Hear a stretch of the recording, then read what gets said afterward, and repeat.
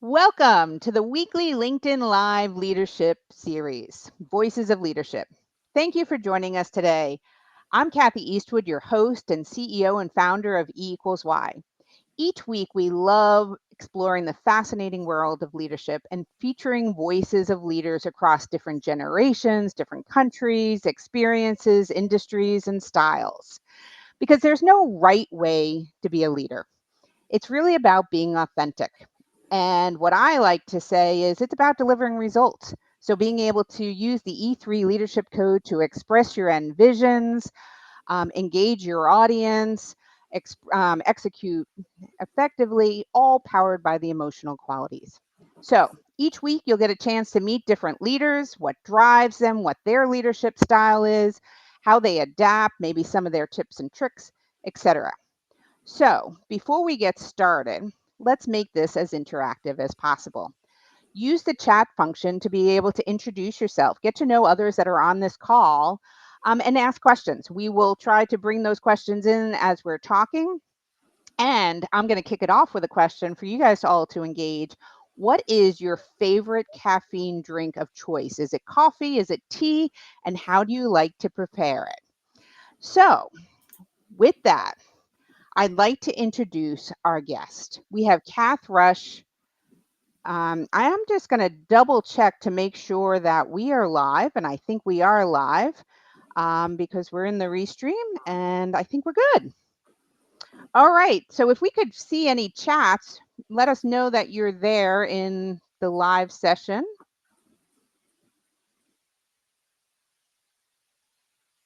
Okay. I don't think we're in the right live.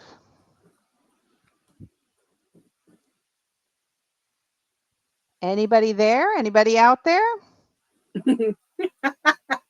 Oh, right. We do have folks out there. Always have to make sure, Cath. Sometimes people might not have been up with us. This is an opportunity for people to put their feet up for 30 minutes. Exactly. All right. So now let me introduce our guest, Cath Rush. Cath and I have known each other. It's been just about over a year now, Cath, I think. Yeah. And I love the fact that I really do classify you as a good friend, even though we've never met in person, but we just chat on a regular basis. Cath serves as a global head of leadership development at Y&V Group, and we've been partnering there around leadership development. So as you can imagine, we have a lot in common. Cath has over 20 years of experience in talent management and development across a lot of diverse sectors: finance, media, tech, public services, and across numerous countries. She specializes in creating vibrant workforce cultures, really making sure she's creating a great place to work, inspiring and coaching teams through lots of changes and continuous improvement. Originally from Zambia, it's whilst working for Royal Mail, she discovered her passion for learning and development and has driven her since to deliver HR solutions that make a great place to work. As an experienced coach and mentor, Cath has delivered innovative learning solutions to achieve business objectives within a rapidly changing multi region complex environment.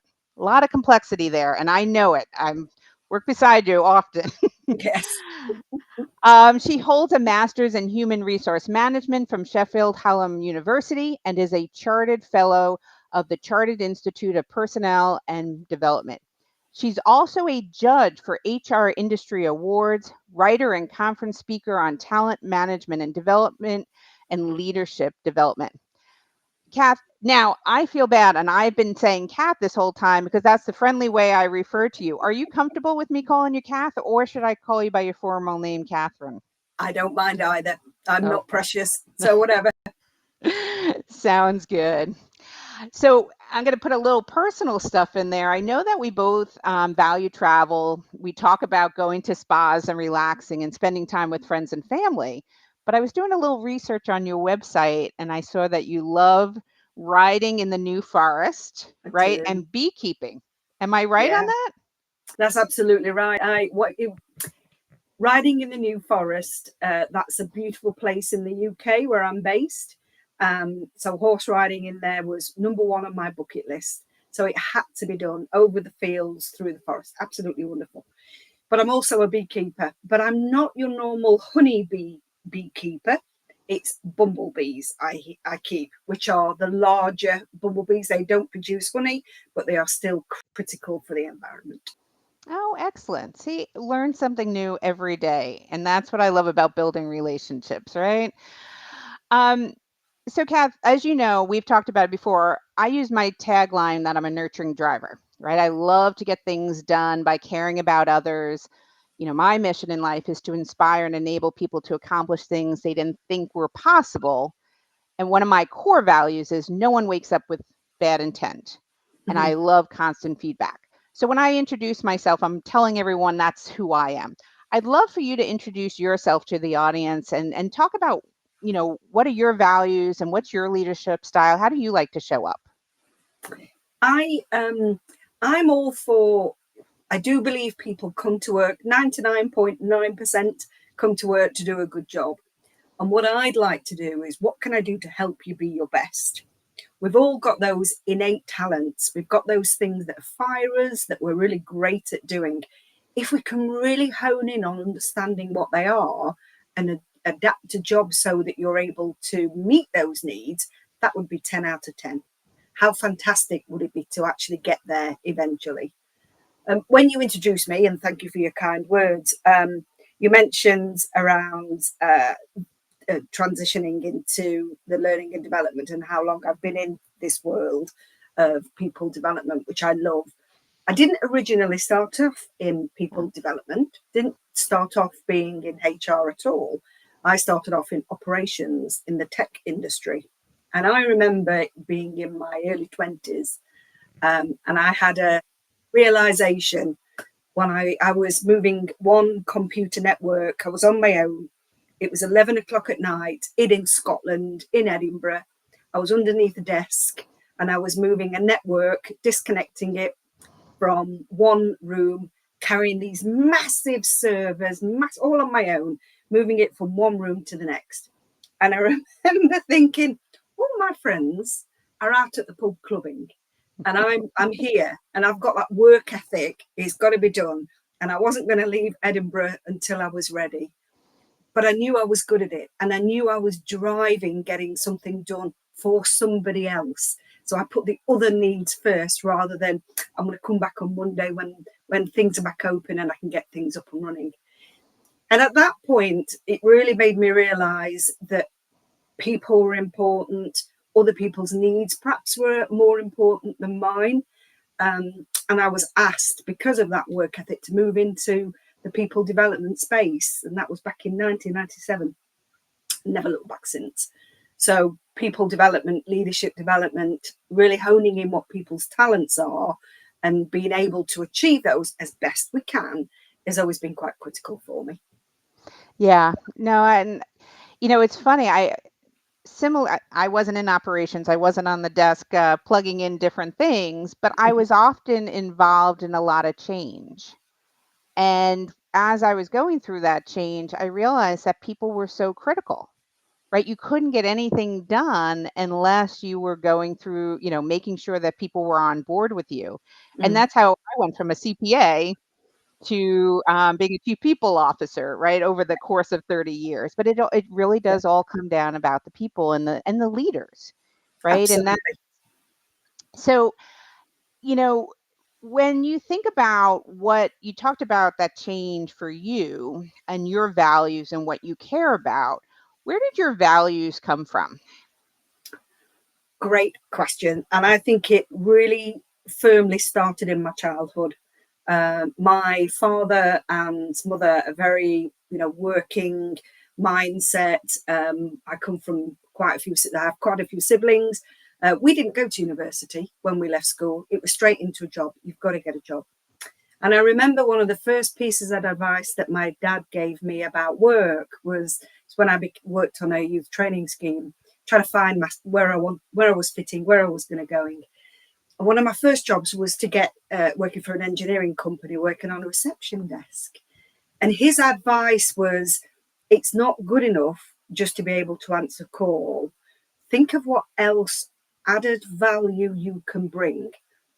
So I want you to learn every single extension number of people on the call. So you didn't have to go, just hold the line whilst I put you through. You knew exactly where it was. So you're showing that you knew about the company and you were, again, providing that great service to the customer.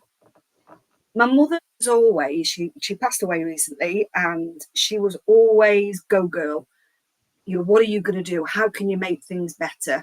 If I ever had a rough patch, she was always there to, okay, look from their point of view. What can you do to actually meet them halfway, or deliver something, or just make things a little bit easier for everybody?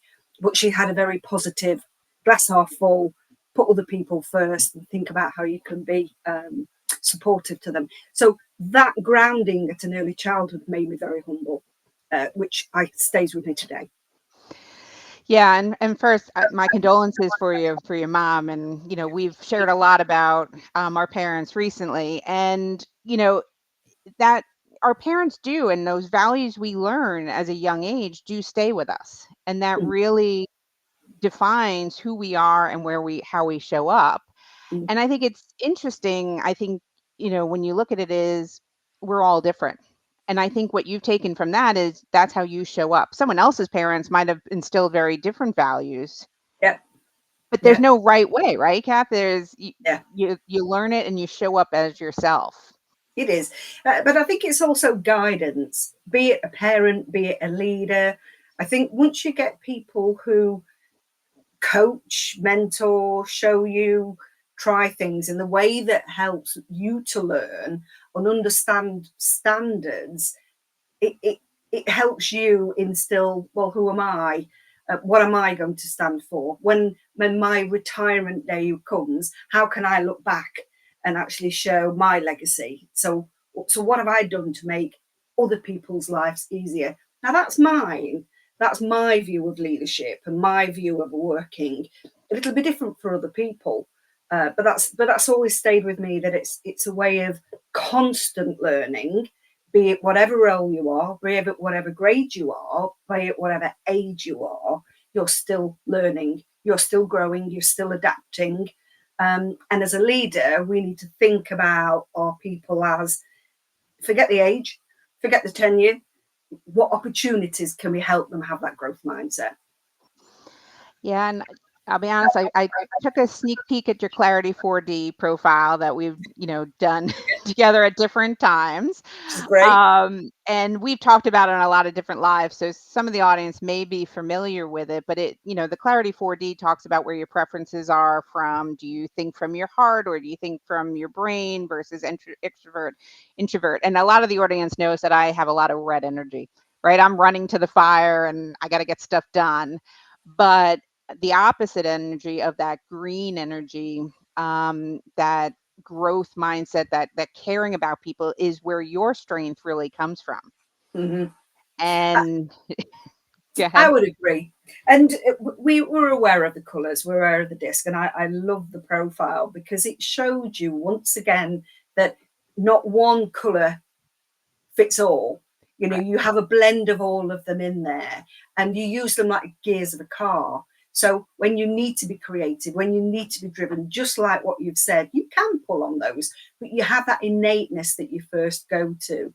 And I've always throughout my younger career thinking, oh, is it good to be a green? Is it good to have that view? And I don't want to be seen as soft, and I don't see it at all.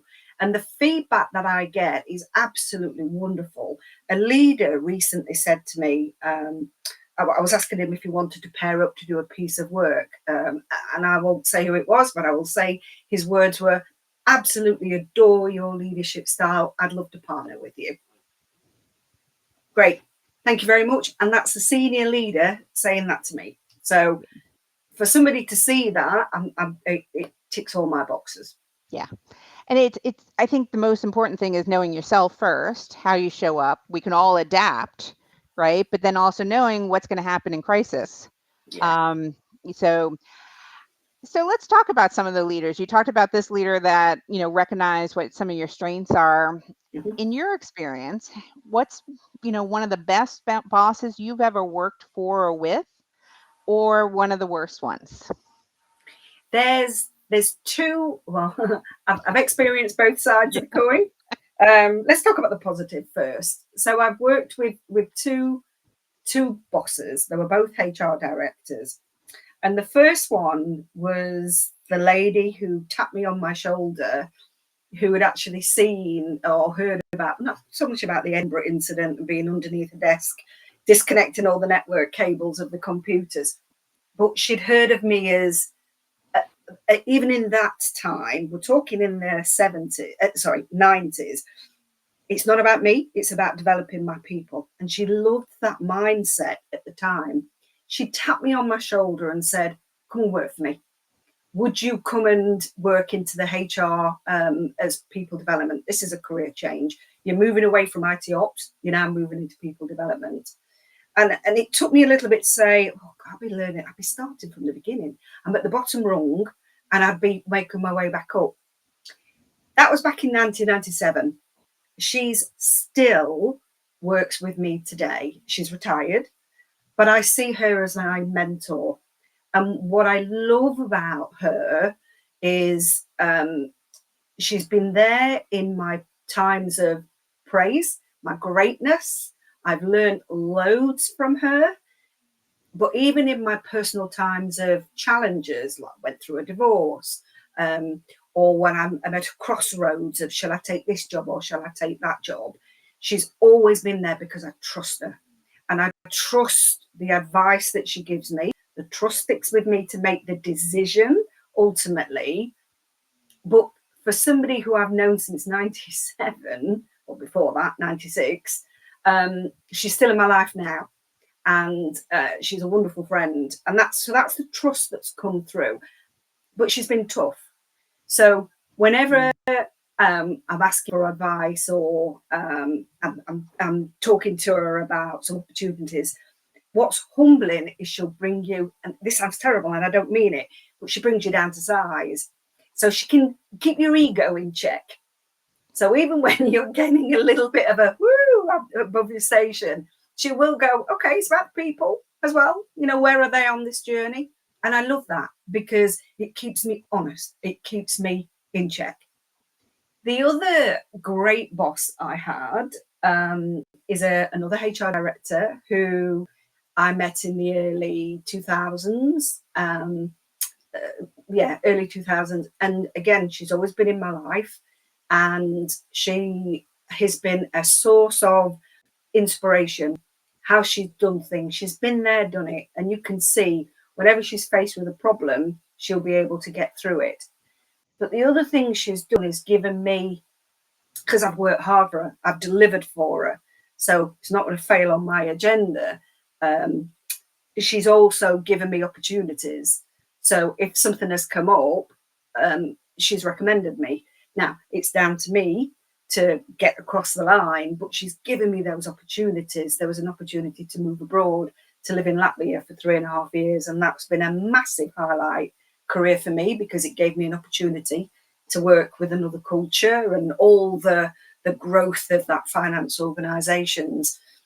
And again, she's somebody who keeps me grounded, gives me honest. And she's the one that I look to when I'm faced with a problem that I think, I really don't know how to deal with this. How would she deal with it? What sort of things would she do? Because I trust her and I aspire to some of the lessons that she's learned for me. And this comes back again, Kathy, what I was saying about it doesn't matter what age you are, people might think, oh, you know, when you come into 55, 60, you're getting ready for retirement. Okay. Some people might feel like that, but they're still growing. They still need opportunities for growth. Um, and that's what I see. And she's there to help me continue to think about what else can I do. So if I do have a problem, I think how she would resolve it. Yeah. No, that's great. And, it is, I heard a word in there, and Carrie's saying it as well, right? Two things, trust and ego check, right? And a lot of people, I find, a lot of leaders think you have to be everyone's best friend and only tell them the positive, Mm-hmm. right? But I've found some of the best mentors, some of the best leaders are the ones that challenge you the most. Yeah. And I'd say both of those people that have been my best bosses, and I've had loads over the years, for those people who challenge me to think a little bit differently, every now and again, go, "Ooh, okay," but they're right. So it comes back, that whole ego check, the whole thing about making you think, it just helps with that growth, and it makes you have more self actualization and realize that we can all still continue to improve. Yeah. Yeah. Have you ever met anyone that has reached the pinnacle and they know everything and they don't have any areas of improvement? When I'm coaching people, and not just executives but managers, I have come across people that feel, oh, I've been there, I know what I'm doing, I've been there when I've got, and I don't need anything further. And I find that disappointing, and I try and explain to them, you may be an expert, but what are you doing to impart that knowledge onto others? What are you doing to help people grow?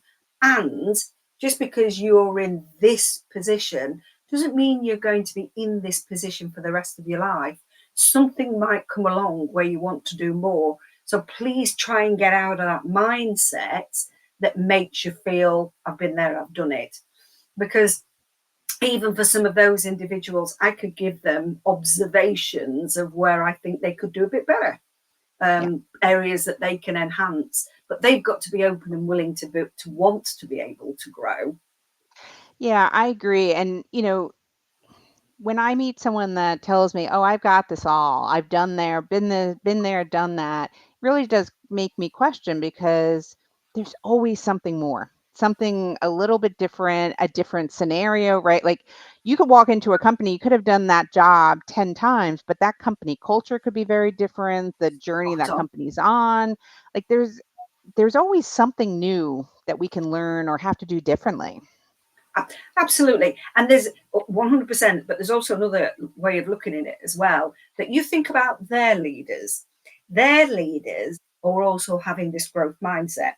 Their leaders are also thinking about how they can take individuals, utilize the talent, because organizations change, evolve, and our people need to evolve with it. And if we're so rigid of, yeah, we've done that, you're not humble, you're not showing humility, you're not showing you're open to growth, and you will become legacy. So there is a way that you need to show that you can adapt, you can learn, and that you can move with the times. So it's important to be able to do that and actually play the game in a way for those people that really are set in their ways to go, okay, yeah, I will open up, because we all have strengths, we all have areas of development. And just because we are here today doing this doesn't mean you're going to change things today, tomorrow, it could be longer on, but you should have that continuous growth mindset. Yeah. Great. I love that. So, Ralph piped in. He had a question. What advice would you have for someone who wants to be a mentor and really wants to be that leader that you talked about and that you aspire to? What are some advice, or have you seen some challenges when people trying to step into that role? If you're wanting, if to wanting to be a mentor, um, we can sometimes fall over ourselves with what's a mentor, what's a buddy, what's a coach. But if we keep it nice and simple about what a true mentor is, a mentor, you really need to be able to offer advice. You've got to be able to show that you've been there and done that. You can show that you're able to open opportunities, steer people, etc. So you've got to feel that you have got that experience in the back, in your back pocket, or kit bag, whichever you wish to call it. And I find that some people, as much as they want to be mentors, they don't fully understand their role and responsibility in it. It's not just a chit chat. You've got to have specific goals about, so why are you and I meeting? And I'd be having those conversations with the individual to understand if it was a career journey and it was a career path for them, and you were, for example, a program sponsor or project sponsor for somebody, I'd want to get to know you. And it can be a little bit hard work on the mentor to have this relationship. to understand the other person, and impart your knowledge and experience to help them grow. So there are key skills that a mentor needs. It's not a chit chat. It's got specific goals that you need to define up front, and then really work with the individual to help them achieve what they're needing. Comes down to the mentee at the end of the day to take that advice, but you can't all do it for them. But you're there as a mentor to help guide, steer them, open doors, give them opportunity to do that. The balance of talking shifts slightly from a coach to a mentor. So as a coach, you're pulling information from them. You're not so much telling and offering advice, although there is elements of that, but it's a very different piece from a mentor set. And I think if you're committed to going down the mentor route, you have to see that journey through to conclusion, rather than we'll meet again and you never catch up with somebody. So make sure that you have an end goal, make sure you have a deadline, make sure you're having those clear conversations, rather than it just be a teetering off where neither of you can then evaluate, well, was it good or was it not? Yeah. And as you're talking, Kath, and kind of going back to the previous part of the conversation where you were talking about the mentors in your life, that trust element is so important. And Yeah. not everyone clicks, right? You No. can't walk up to someone and knock on their door and say, "Hello, can you be my mentor?" You Yes. know, that's not the way it works. It is about building that trust, right? Having those conversations, knowing what the goals are, et cetera. Because you might find you want to have someone leading you or coaching you or mentoring you that comes from a different place than where you've been, right? So it's Spot on, spot on. And coming back to the one of the first people that I admired as my one of my great leaders, I see her now not as my boss. Every now and again, she might think she does, but when she mentors me, when she when she does me a bit of an ego check, I trust her. yeah, And I have to check myself and go, yeah, you're right. Yeah, you're right. Perception is real. That's what you're seeing. So that trust is absolutely there. You asked me about a good boss and a bad boss, and yes, I've worked for bad bosses, and with a bad boss, you wouldn't engage with them. So you wouldn't even begin to want to have a mentoring conversation with them. You wouldn't want to. You'd have your guard up to them, rather than wanting to stay with them and taking advice that they have on board. So that chemistry conversation that you have between them is critical as a mentor. yep. So, you and I could be talking for hours upon end, Kath, and I just want to be conscious of everyone's time. But what advice would you have for new leaders or leaders that are stepping into a new role? I would I would offer to maintain your professional network. The higher you go up in an organization, the lonelier it is, and the more problems you will encounter. Because people higher up, they don't normally come and be talking to you about all the happy things that are going on. So one of my mantras is there's a solution to every problem. You might not like the solution, but there is a solution to every problem. And be honest if you don't know. And it's a constant learning part. Um, so think about how you can be more resilient and how you can switch that mindset from you're now leading a group of people that look to you for advice, guidance, support, empowerment, encouragement, trusting them, etc. So you need to be able to think, as my leadership development skills grow, how can I tackle things? Who are the leaders that I have rated, I've worked for in the past, and what would they do if you're really stuck because you continue to find where you are in your own leadership style? Is just continue to learn. There's a phrase that I always keep, which is you learn from the worst but absorb the best. So if you burn your hand on a kettle, you'll learn not to do it again. So learn from the worst but absorb all the great leadership stuff. and you will constantly build your own leadership identity. I love that advice.